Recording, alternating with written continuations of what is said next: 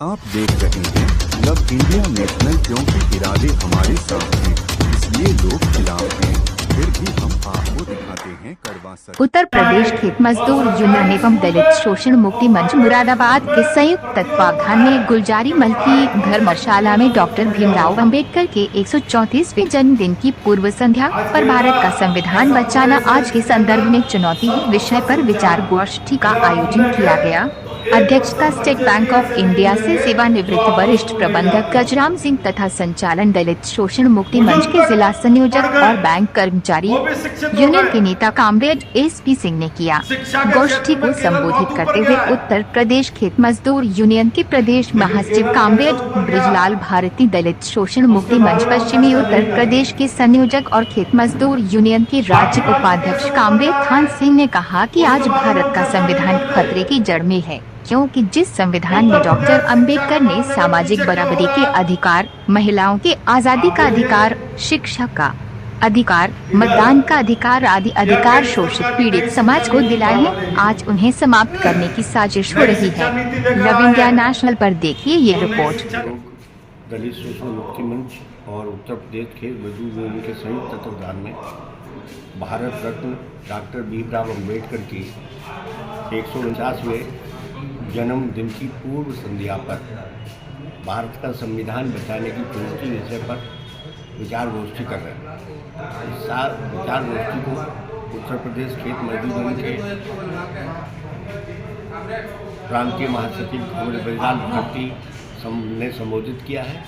हमने कहा है कि आज जिस तरह संविधान पर हमला हो रहा है, जिस तरह दलितों पर हमला हो रहा है, जिस तरह से उनके अधिकारों पर कटौती की जा रही है, जिस तरह से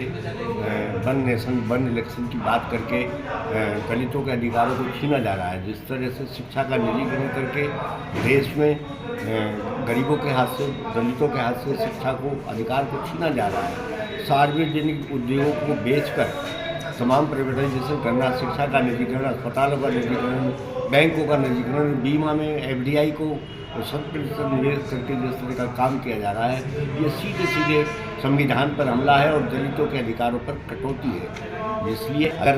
बाबा साहब के संविधान को बचाना है या बाबा साहब को श्रद्धांजलि अर्पित करनी है, तो इन संस्थाओं को बचाने के लिए, सार्वजनिक उद्योग को बचाने के लिए, इनका निजीकरण रोकने के लिए, शिक्षा का निजीकरण करने के लिए, दवाइयों को और मेडिकल को और शिक्षा पद्धति को का प्राइवेटाइजेशन, अस्पतालों का प्राइवेटाइजेशन रोकने का पहले की ज़रूरत है। अगर हम इस देश को बचाना चाहते हैं, दलितों के अधिकारों की रक्षा करना चाहते हैं, तो जिस तरह बाबा साहब के जो संविधान पर जिस तरह हमला हो रहा है, अगर हम उसको बचाने का काम नहीं करते तो बाबा साहब के सपनों का भारत बनाने की कल्पना भी नहीं की जा सकती। हमारा प्रयास है कि देश का दलित, इस देश का वंचित समाज ये समझे कि अगर ये संविधान नहीं रहेगा, इस देश में अगर ये आइन नहीं रहेगा जो हमारे देश के दलितों को, अल्पसंख्यकों को, पिछड़ों को अधिकार हासिल कराता है, जो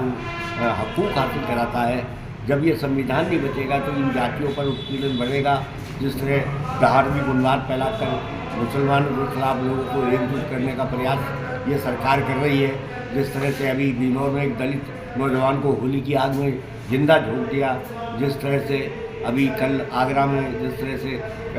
हथियारों के पास प्रदर्शन करके मुसलमानों के खिलाफ जुलूस निकाला गया है, रामलीला सुमन के खिलाफ जुलूस निकाले गए हैं, और जिस तरह से और तमाम और ख़ास तौर से सरकार में बैठे लोग उन इस तरह के आयोजनों का समर्थन करते हैं, ये निंदनीय है। और इस पर सजग होकर दलित समाज को सोचना पड़ेगा और देश के तमाम हर एक दलित को ये सोचना पड़ेगा कि अगर ये संविधान नहीं बचेगा, इस देश का आइन नहीं बचेगा, इस देश में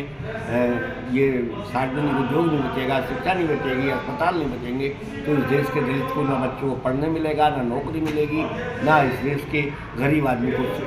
चिकित्सा, दवाई और सब चीज़ें सुविधा हासिल हो सकेंगी। इसीलिए इस गोष्ठी का मकसद है कि हम लोग दलितों को जागरूक करें, दलितों को बताएं कि जहाँ हम झांकियाँ निकालें, जहाँ हम रैलियाँ निकालें, लेकिन बाबा साहब की जो संविधान की मूल भावना है, अगर हम उसका हिफाजत करने में नाकामयाब रहते हैं, उसे बचाने में नाकामयाब रहते हैं, तो हम बाबा साहब के मिशन को आगे नहीं बढ़ा रहे, बल्कि हम उसे पीछे ले जाने का काम कर रहे हैं।